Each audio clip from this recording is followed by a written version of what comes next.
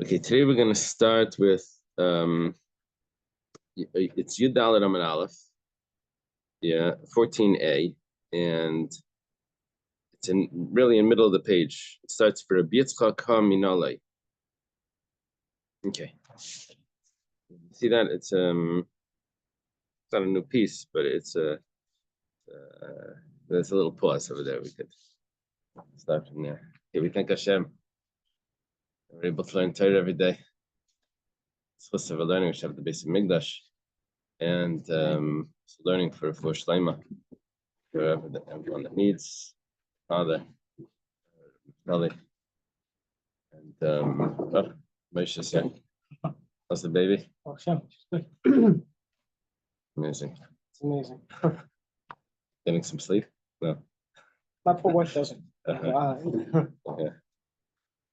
We both take turns, but I get the most sleep. Continue to have such nachas. Thank you. Okay. So we had in the Mishnah, was it the Mishnah? No, we had a Brisa. Gave us three opinions. Oh, yes. Opinion of Rabbi Shmuel, yeah, who says that you can get Malkus even though there's Mises Bestin. You get Malkus depending on what the person was born. May end up getting Malkus. We had the opinion of Rabbi Akiva that says that by Chaybe Krisis, there could be Malkus. I should say in English. We had the opinion of, let's go back. We had the opinion of Rabbi Shmuel that says that there's possibility of lashes, even when there's capital punishment. You can get both. We had the opinion of Rabbi Akiva that says there's only a, oh my gosh, we don't have the Gemaras. It's not in the Makkos. Yeah, you have to get a Gemara. Oh, I have one here. Wait, maybe the corn in the back. Then we have the opinion of Rabbi Akiva that says that you get lashes only. Oh, there's possibility of lashes only together with the Chayve Krisis. Only with the punishment of excision, but not by capital punishment. You can't get both together. And then we had the opinion of Rabbi Yitzchak that says that you only get lashes when there's lashes. You don't get lashes when there's combined with any of the other punishments. So, let's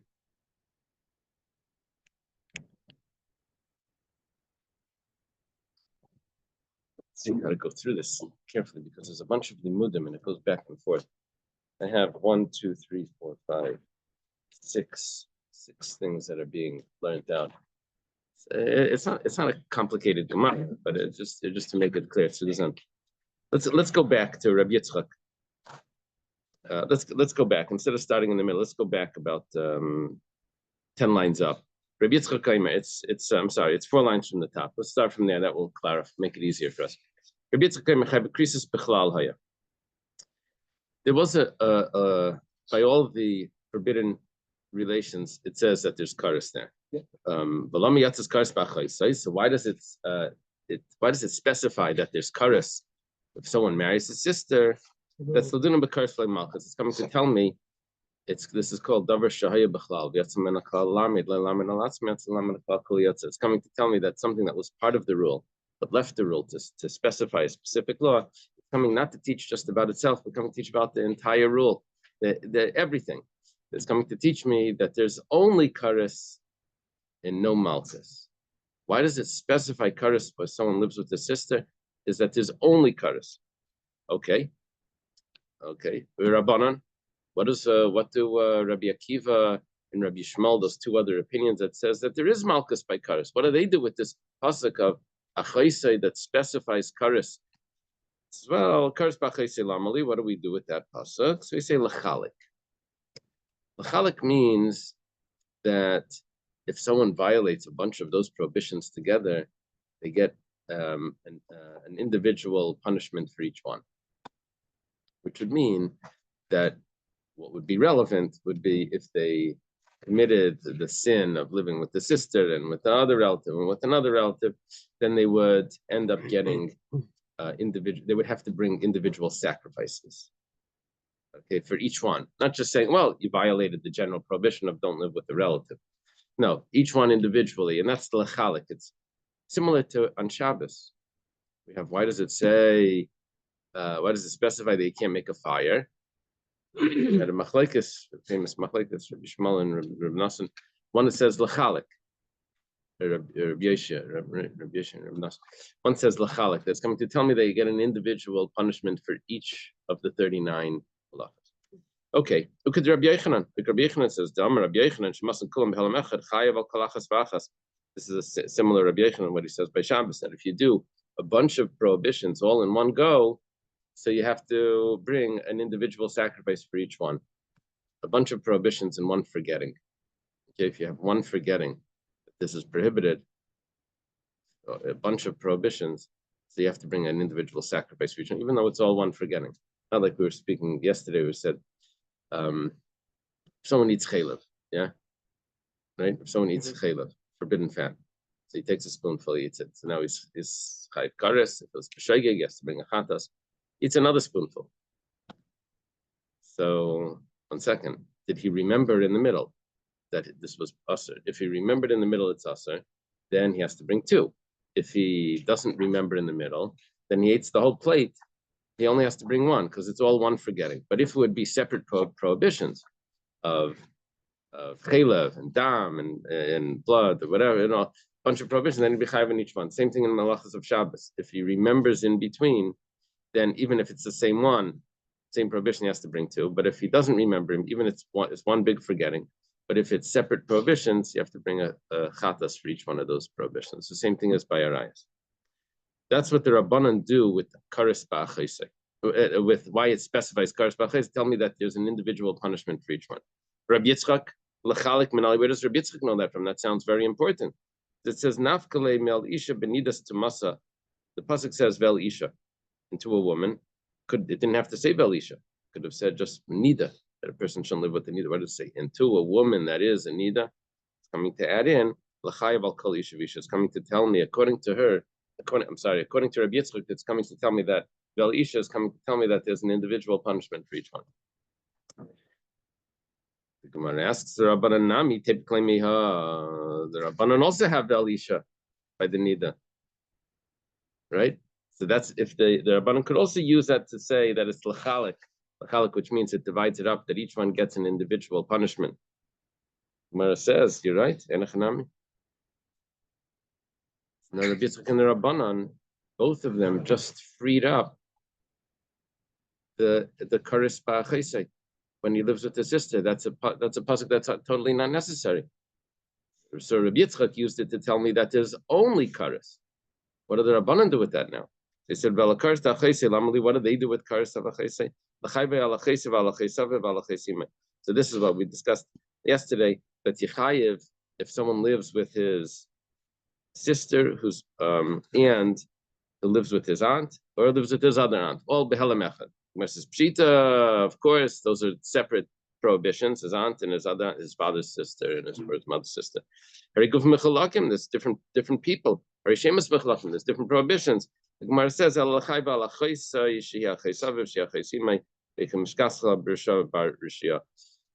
we explained this yesterday, that we're talking about a very interesting case of where a person has one relations with one woman, but that woman happens to be a sister, who also happens to be his aunt, who also happens to be his other aunt. We say, how is that possible? How's his sister's aunt? I said, well, we had a couple, and they have a child. They have a son. The son has relations with the mother, and has he has with her 2 daughters. So those 2 daughters are his sisters. Okay. So far, the story's not over. He then marries one of those daughters, and they have a son. One of those sisters, one of his daughters. Now, he has a son. Now that son goes and lives with the other, not his mother, but lives with her sister. Now that sister is also her father's sister because it came from the same mother, and it's also her mother's sister, his mother's sister, and it's also his sister. Why is it his sister? Because they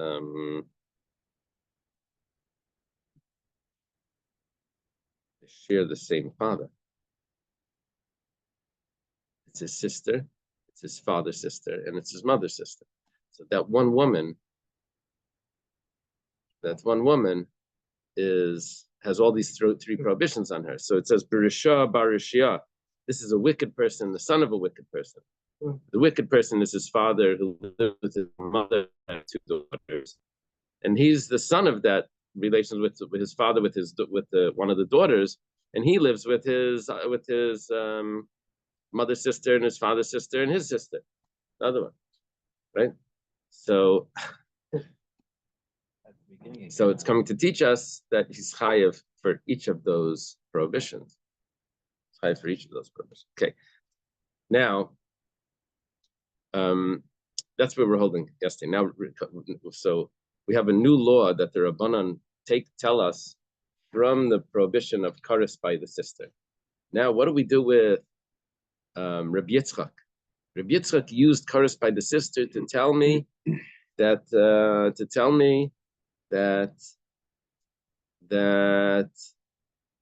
there's only kares and no malchus, right? We already used kares by the sister. The Rabbanan used kares by the sister to tell me this interesting halacha of if he lives with his sister, is also his aunt, that there's separate prohibition.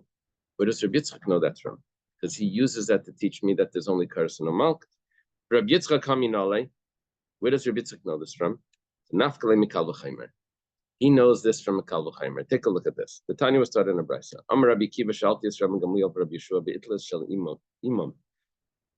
We've had this Gemara before. It says on the side it's in Krisus. I don't know if that's where I remember it from, but anyway, Rabbi Kiva says that he asked the two sages, Rabbi Gamliel and Rabbi Yeshua, that were in the marketplace in Imam. He asked them the following question. They both went to buy an animal for the son of Rabbi Gamliel for a wedding. Rabbi Gamliel's son was getting married. And Rabbi Gamliel and his sons are always having weddings. Anyway, they was getting married. And they went to buy an animal in this marketplace. And over there, Rabbi Kiva asked the question. What's the question? Let's say someone has relations with this type of woman that happens to be his sister and his aunt and his other aunt. What's the din? Okay, now the language over here is adjusted a little bit. It's chayev achas al kulan, or in chayev al kulan al achas, same thing. Is he chayev just one because it's one relations, right? Oh, he chayev al kol achas v'achas, or maybe he's chayev for each one. So this is actually Rabbi Kiva's question. And Amrulai and the two sages responded, Rabbi Gamliel and Rabbi Shua, they respond, Zulay Shemanu. They said, we never heard the answer to this. However, Abel Shemanu, Abal Chamish Nashim Nidus Be'alam Echad. Let's say a person has 5 wives. Yeah, he has 5 wives. That could have been in the olden days. Someone could have 5 wives. And he lives with them, each one. And turns out they were all Anida. I'm sorry? Property, because this is 5 different types. And then the other one is one. Very good, very good. Hillel and the Gemara have a very important question. It's coming up. You'll see. So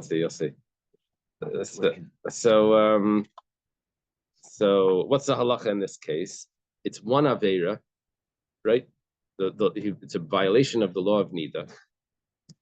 And it's one violation of the law of nida, but it was 5 times with 5 different women. So, shechayev al kol achas v'achas, is chayev for each and every one, right? Chayev for each and every one. V'nirin dvarim kal v'chaymer. From this we can see a kal v'chaymer. It says man nida shishem echad. When it comes to nida, it's all the same prohibition. It's all the same prohibition, right? It's all the same prohibition. And nevertheless, chayiv al kalachas v'achas. In the Torah, there's only one law. It's a one count. You violated this count, and nevertheless, you chayiv for each one. Consciously sheshemas, but over here, if you look in the Torah, you have three counts for this act. You have the sister, you have the aunt, the father's sister, and you also have the mother's sister. Right? You have three counts, and so like Kolshkin, for sure you should be chayiv. You look in the Torah, we're gonna say we got you for this, we got you for that, we got you for that. Kal v'chaymer, you should be chayiv 3 times. Okay, that's what they said. So we asked like this: how does Rabbi Yitzchak know that you chayiv 3 times for this case? Yeah, how does Rabbi Yitzchak know this? Because he uses kares b'achayse to tell me that there's only kares and no malchus. The Rabbanan uses to teach me that you chayiv kares b'achayse, you chayiv for each one of those cases. It's a separate. It designates kares by the sister. Why does it have to do that? It's coming to tell me that special case of kares, that you get kares for each one of those, or b'shogeg you have to bring separate rabbanos. What does Rabbi Yitzchak do? How does he know it? He says he has a kal v'chaymer. He has the kal v'chaymer that Rabbi Gamliel and Rabbi Yeshua told to Rabbi Akiva. Now, 1 second. Now, v'idach. What did the sages do about that? About the kal v'chaymer? They don't need the kal v'chaymer because they have the pasuk of kares b'achayse to teach me this law, that there's a separate prohibition for that one act. There's 3 prohibitions for that one act. So v'idach, what do the sages say? Kal v'chaymer prichi. They say it's a lousy kal v'chaymer. It's not a good kal v'chaymer. There's a big question on it. Malanidish can go from the chalakin. That case is Hillel's question. That case, they're separate people. Those are 5 different acts. He lived 5 different times. So he's going to get 5 different kares, or b'shogeg. B'shogeg, it's going to be 5 different karbanos because it's 5 different times. But over here it was 1 act. It's not a good kal v'chaymer. Say that 1 act should be chayiv 3 karbanos and the kal v'chaymer from 5 different acts. It doesn't match. So you're right. That's a good point. So what does now Rabbi Yitzchak do? Nami havadi kal v'chaymer prichi. That's also not a good. How does Rabbi Yitzchak learn this if it's not a good kal v'chaymer? The Rabbanan have this kasha. Rabbi Yitzchak should also have the kasha. Gemara says elanafkalei ma'chaysid the sefer. So all of this gets rejected. That whole kal v'chaymer gets rejected. And we have another source of it says achaysay. Now, I have to read to you the pasuk. I wrote it down here. Second. The Quran emphasizes that it was different bodies, different women. Yeah, different bodies. I was emphasizing the act, but it means it was done with different people. Okay. 5 different people. Yeah, that's the language of the text. Gufin mechalakin. What's the base of here? Yeah. The pasuk says like this: "V'yesha sheikach es achaysai bas aviv bas imai."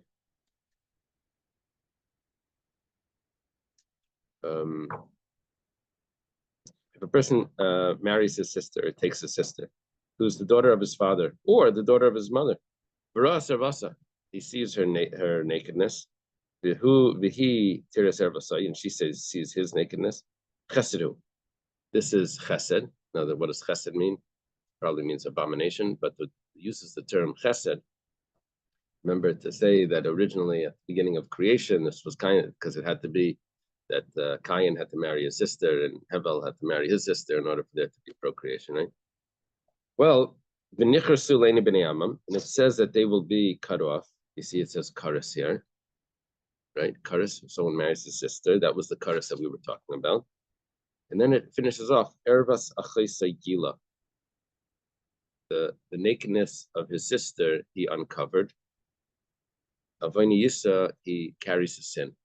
He's guilty. But it says again, ervas achaysai, it says achaysai, it says the sister. Why does it mention the sister again? It's coming to tell me that if someone is is living with his sister, who's also his aunt, this extra expression of his sister, it's coming to teach me. It's also his aunt. It's also his other aunt. That's crazy case. He's going to be chayiv 3 times. V'idach, Okay, that's where Rabbi Yitzchak gets it from. What do the Rabbanan do with that achayse the seifa lamli? What do they do with that extra achayse, that extra time it says it?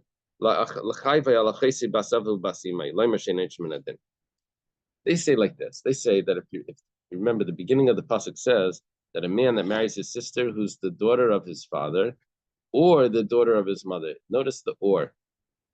It doesn't say who's his sister, the daughter of his father and his mother. It doesn't say a full sister. It only says half sister, daughter of his father or the daughter of his mother. What about if it's a full sister? So it doesn't say. They'll say, well, it's kal v'chomer. He's chayav for his half sister. For sure, he's chayav for his full sister. Well, 1 second. It's not so simple. Because ein einshin min adin. You don't give a punishment from a kal v'chomer. It has to say it specifically to get a punishment. So it doesn't say it specifically. So therefore, it has an extra word, achayse, to teach me that even a sister that's a full sister will also have that punishment. That's what the Rabbanan do with achayse. V'idach. So what does Rabbi Yitzchak do? How does he know that a full sister also gets the karis? It also gets the punishment. He says, he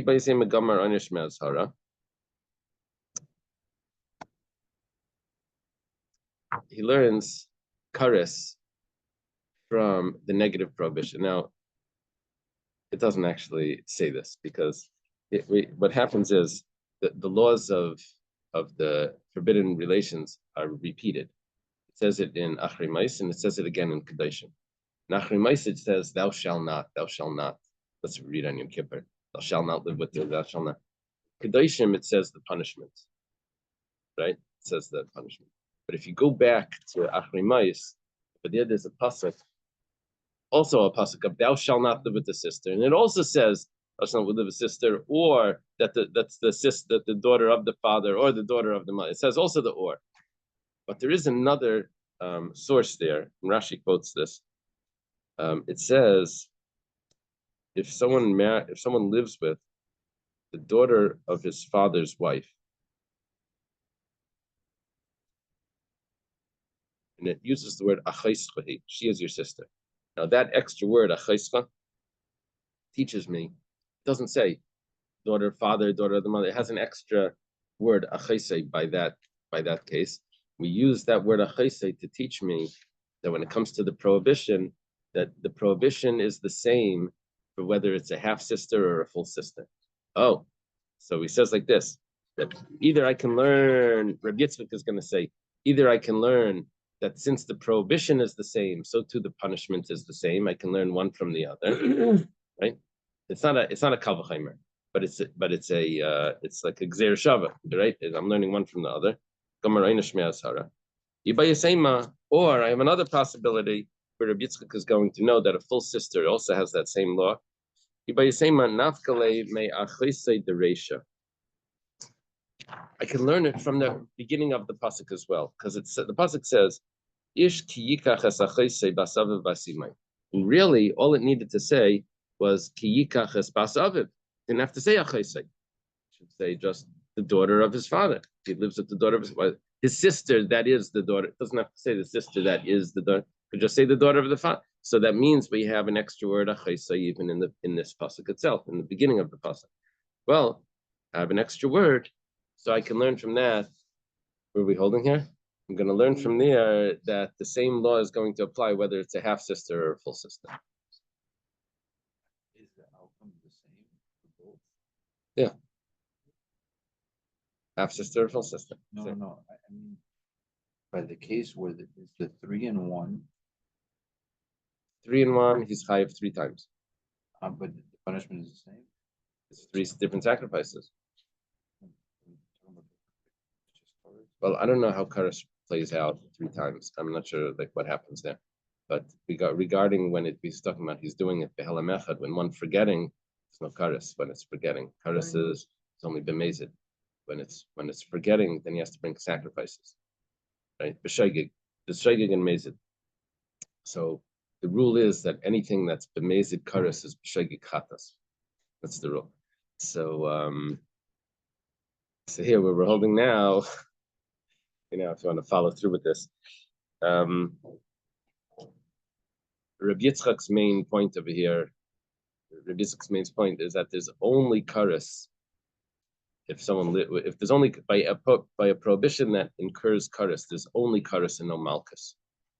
The Rabbanan, which is a composite of Rabbi Akiva and Rabbi Yishmael, they say that there's malchus also by kares. Rabbi Yishmael has even more malchus, but so what are they doing with that extra verse of kares by the sister?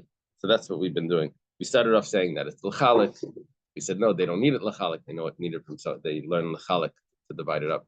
That's separate prohibitions. We learn that from somewhere else. We learn it from the laws of nida. So now it's coming to teach me a new halacha. It's going to teach me that if someone has that 3 in 1, right, 3 prohibitions in 1. So okay, that's what they do. So now we're back to Rabbi Yitzchak. Where does he get that from? So we said that he gets that from Kal V'Chomer. We said no, he doesn't do the Kal V'Chomer. Kal V'Chomer was a Kal V'Chomer Pricha.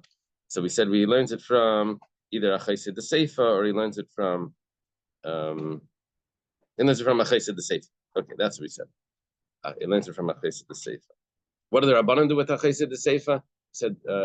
We said the Rabbanan use that to teach me that if it's a full sister, where does Rabbi Yitzchak get the full sister? We have 2 options. Okay.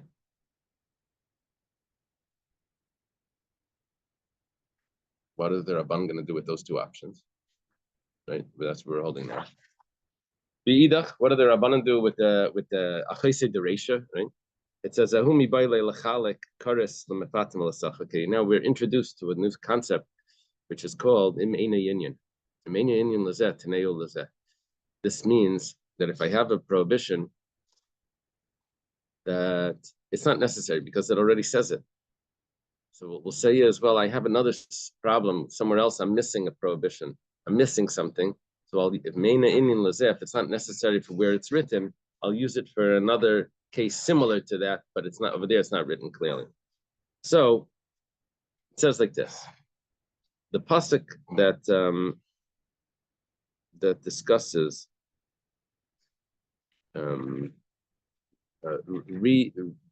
recreating the Shemen HaMishcha, or anointing the Shemen, or putting on the Shemen HaMishcha to someone that doesn't need it, right?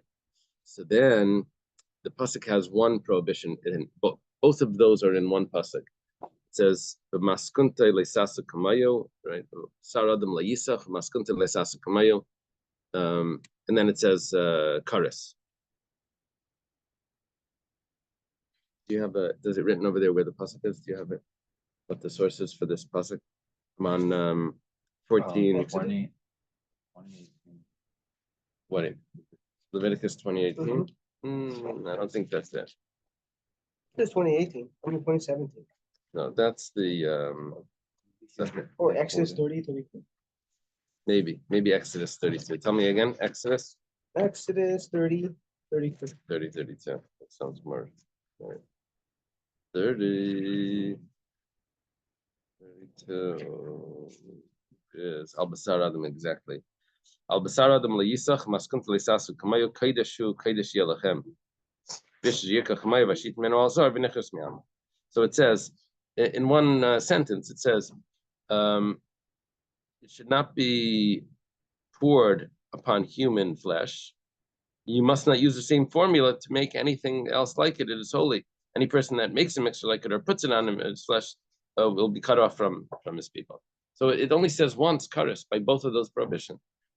Maybe you have to do both of them to be chayav kares, or maybe if you do both of them together, you only chayav once. Or b'shoigig, right? You only have to bring 1 carbon. How do you know that you have individual prohibitions there?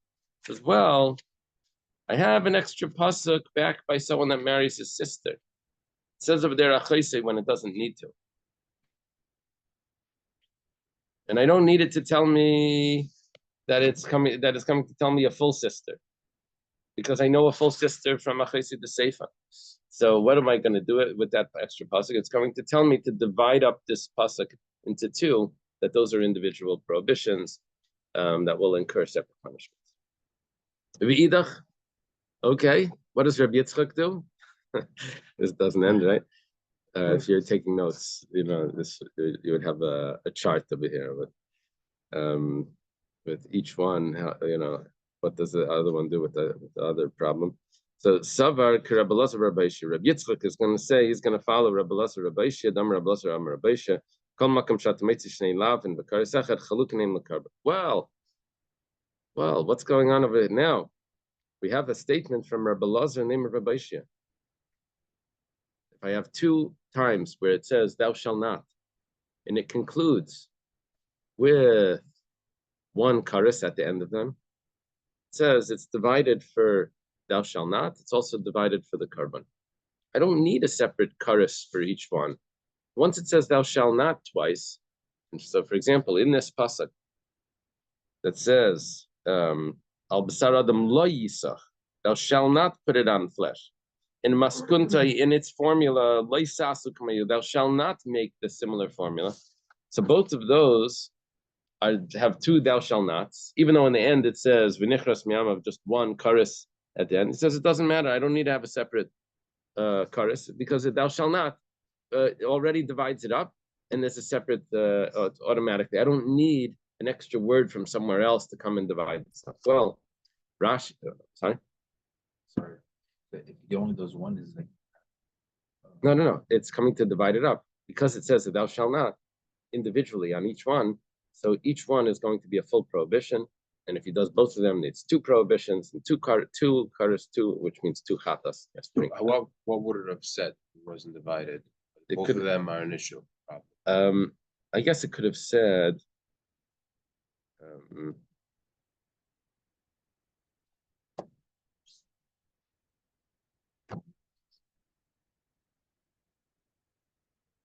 Should not make the formula and put it on somebody. Yeah, I know it would have messed up because that would mean something else. That would mean the other formula, not the original formula. Right? Here it's referring to the original one. You can't put the original one on someone, and you can't make a new one. Right? Those are two separate oil bottles.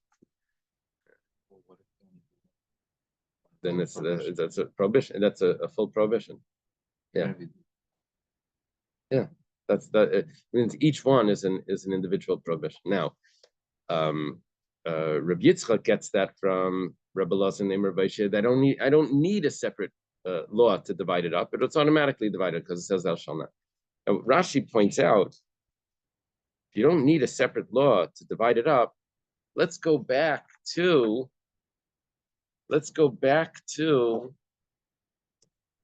another halacha that we had originally. How we started this. We went back in the Gemara to yesterday, and we learned that if someone lives with a bunch of relatives and he forgets about it, it's all in one forgetting. So it says that we needed a pasuk l'chalik to divide it up, to tell me that's a separate prohibition. What was that pasuk? It said el isha benidas temas, that to a woman that's a nida, you should not come close, right? Well, that tells me that he's chayiv on each one. I don't need that pasuk anymore because I have Rabbi Elazar named Rabbi Yishia that says it's automatically lachalik. I had a negative prohibition on each one. It said, right? So what happens is now that frees up the isha. It's totally extra. What is he going to do with that? He doesn't need it.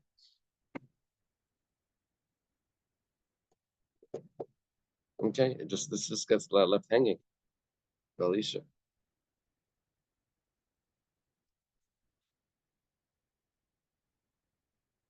Okay.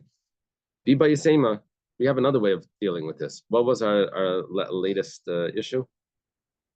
Our latest issue was how to learn or what to do with how to divide up karis, the two prohibitions of mefate of making the karis. I'm sorry, making the shemen hamishcha, making the anointing oil, and also using the anointing oil. How to divide that up? That was our latest problem. According to Rabbi Yitzchak, according to the Rabbanan, we had the achaisei, but according to Rabbi Yitzchak, that uses the achaisei, how does he know that these two prohibitions are divided into separate prohibitions? He says maybe he doesn't hold the Rabbi Lazar that says that you really do need to divide everything up. However, in Nafkale isha sheyishka v'sisha dava, he learns it from another pasuk. The pasuk says that if a person will lay with a woman when she's having her period, having her flow, and which is not necessary, that pasuk, because we know that from other sources. So what does he do? So that extra pasuk, again, Be'emeina Inyan, if I don't need it for that, it's coming to tell me that there's a separate prohibition for making the, this is a real stretch, it's making a separate prohibition for the anointing oil and smearing the anointing oil. Well, Vidach, so what do the Rabbanan do with that extra pasuk? It says, only baile, like the Rabbi Yochanan, they use this for something that Rabbi Yochanan says, how do we know that a woman only becomes a nida, and she only becomes tummy and prohibited to her husband only if the flow comes through the canal, the that area, not if it comes out from cesarean something, through surgery. If the blood would come out through surgery, so then she won't be tummy. It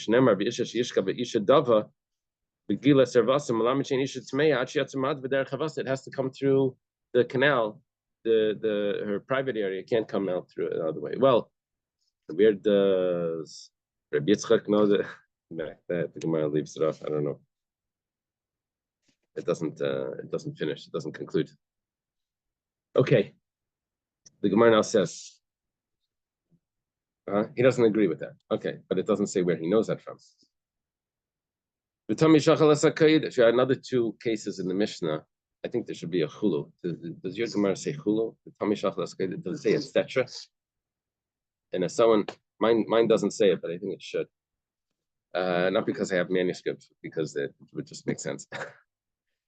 If someone eats a consecrated animal and he's tamei, it means he eats from a sacrifice and he's tamei, or someone that enters into the temple and he's tamei, and he's warned, both of those have kares, but he's warned for malchus. So the rule is that he's going to get malchus besides for getting kares, right? We said that this Mishnah was following the opinion of Rabbi Akiva, where it says, it makes sense if someone comes into the temple and he's tamei ksiv einish ksiv asara. It actually has clear psukim that say that you shall not come into the temple when you're tamei, and it also says that anyone that does is v'nichras, he gets kares. It says v'nichrasa. He says he makes impure the Mishkan because he entered in when he's tamei. Azhara, where does it say thou shalt not? It says you shall not make impure the camp. Okay. But how do we know that by someone that eats a carbon when he's tamei, how do we know that there's kares there? I'm sorry. Oh, the einish we have the ksiv as nefesh besides v'nichrasa. It says clearly v'nichrasa that there's kares, but in order to get malchus, we need to have a thou shall not as well. But where does it say thou shall not? Right. That's where Rabbi Akiva was saying that. How do we get malchus by a case of kares? That if he's warned for malchus, he can also, because it says thou shall not. Right. But we need to have a thou shall not. It doesn't say in the pasuk thou shall not eat. It only says someone that does eat gets kares. So we have machlekes Reish Lakish and Rabbi Yochanan. Reish Lakish amar b'chol kodesh leisiga. The pasuk says, talking about the woman that gives birth, next week's parsha, says that she is tamei and she should not touch anything that's holy. And Reish Lakish says she shall not touch anything that's holy. Is coming to teach me that she can't eat from a carbon. So she shall not. She shall not touch. Really come tell me that she shall not eat. Okay? So I know that the prohibition of thou shall not eat from a sacrifice when you tell me. Rabbi Yochanan Amar Tani Bardala. Rabbi Yochanan says no.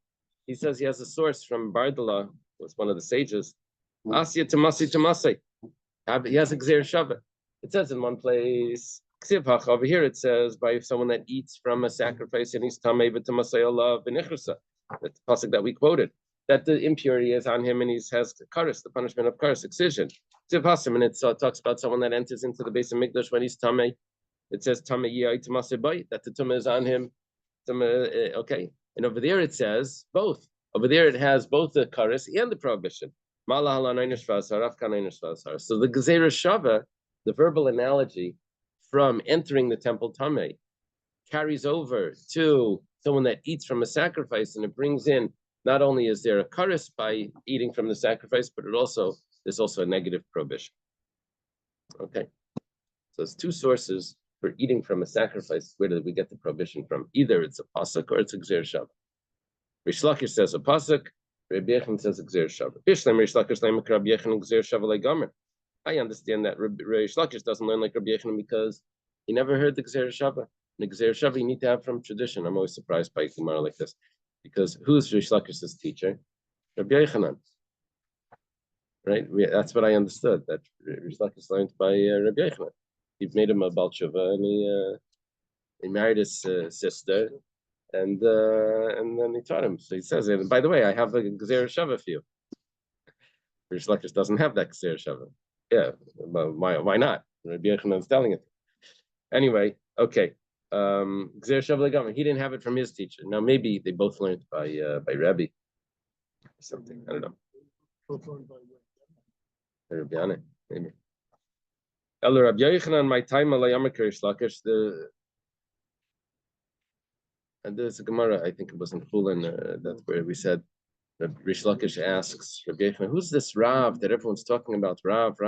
He says, you don't remember by Rebbe, he was young, but he was so great. It sounded in that conversation, sounded like that they were both remember back with Rebbe, but it sounded like that. Anyway, Rabbi Yochanan ben Zakkai, that's different. This is not Rabbi Yochanan ben Zakkai. Yeah, this is Rabbi Yochanan the Amayra. Rabbi Yochanan ben Zakkai is several generations back. Yeah. Rabbi Yochanan ben Zakkai has the 5 students. Those 5 students are friendly with Rabbi Akiva. Rabbi Akiva has students. Those students have also 5 students. Those students have sons. Those sons are Rebbe's generation. Then Rebbe has students, Reb Chia and Rav, and Reb Yanai, Reb Chanina, Levi, those. And their student is really Reb Yochanan. So how do we know how to differentiate? One says Rav, they both say Rebbe Yochanan? Yeah, they'll both say Rebbe, but Rabbi Yochanan ben Zakkai is going to say ben Zakkai. Okay. Unless it's in a Mishnah. Rabbi Yochanan is here as an Amayr, it's not going to be in a Mishnah.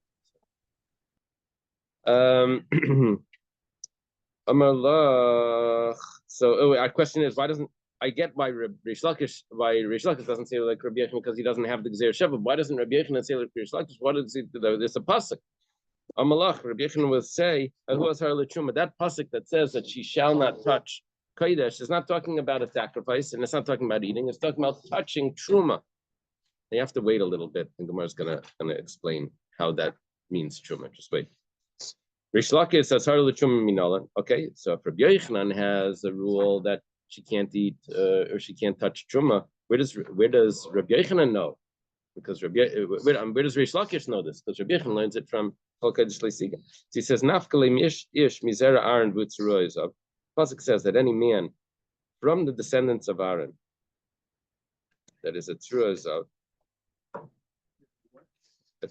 he has tzuras, he has a leper, or he's a zav, or he has a mission that's an abnormal mission. It says that he's not allowed to eat from the sacrifice. Ezu davar shushava bezari shel bnei Aaron. Now it says mizera Aaron, from the descendants of Aaron. What would be equal by all the descendants of Aaron that everyone can eat from? This, well, whether it's a son or a daughter, that whole family, what can they all eat? They can all eat truma. Sacrifices are divided up, that the men eat the sacrifices, but what the entire family eats, it's truma. So he learns that it says mizera Aaron needs to be pure. That's talking about truma. So that's where Rish Lakish will learn it from. V'idach, what does Rabbi Yochanan do? He says ahula achil of halinagiyah. I have 2 psukim. Rabbi Yochanan says one tells me don't touch. It actually says in the pasuk like siga, truma, don't touch if you tell me, and eating it says v'tzeruah is up that pasuk. Rish Lakish shai b'chol kodesh leisiga lahachi da'asa. Where it says this is what he learns it from. He uses b'chol kodesh leisiga to teach me that you can't eat from a carbon. It's coming to tell me actually what the pasuk says. You can't touch it. The Itmar was stated. We're going to have now, what's going to come out is 3 machlekasim are three statements from Rish Lakish and Rabbi Yochanan, and they're all coming from the same pasuk. What's just going to happen is Rish Lakish is going to emphasize three parts of the pasuk to get three different halachas out of it. Okay, first one goes like this. Tami shenaga b'kodesh. It was stated like this: if a person that's tummy that touches a sacrifice, Rish Lakish Amar like Rish Lakish says he get malchus. Rabbi Yochanan like Rabbi Yochanan says there's no malchus. Rish Lakish Amar like he got malchus. He's tummy. He touches the sacrifice. B'chol kodesh leisiga. It says she shall not touch the sacrifice when she's tummy. Rabbi Yochanan like Awasar letruma dasa. Rabbi Yochanan says that pasuk is coming to teach me truma, not a sacrifice. So there's no malchus of someone that's tummy that touches the sacrifice.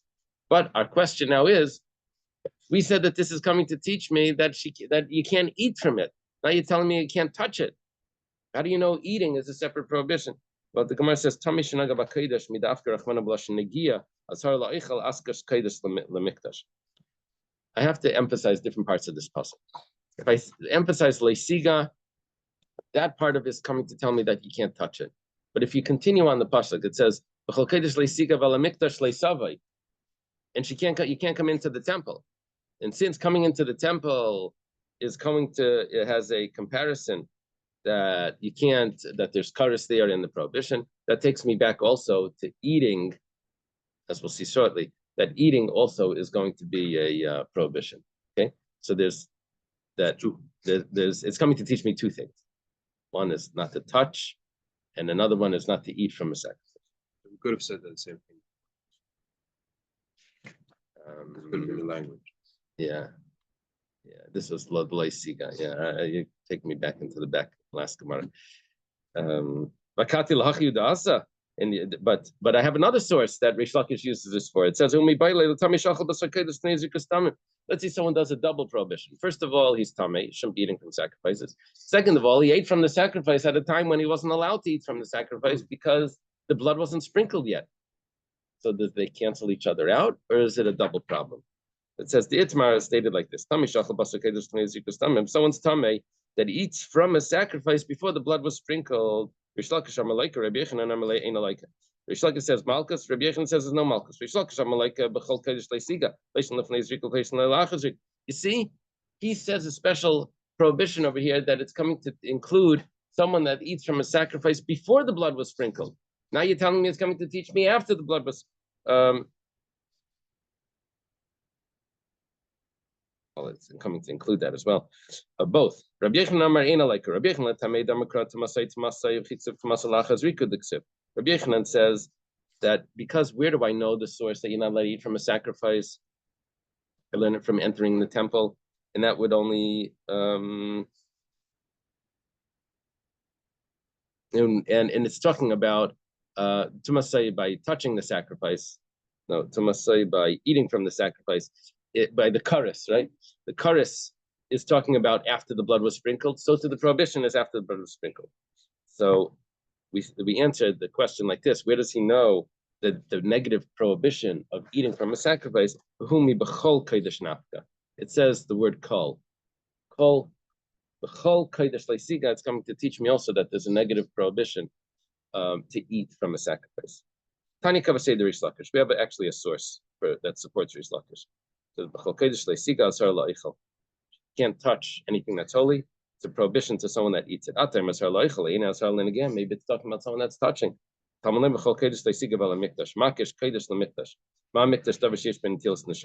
Just like entering the temple is something that there's kares for. Netilas neshama over here doesn't mean that it takes the life. It means take the life by a death penalty from heaven.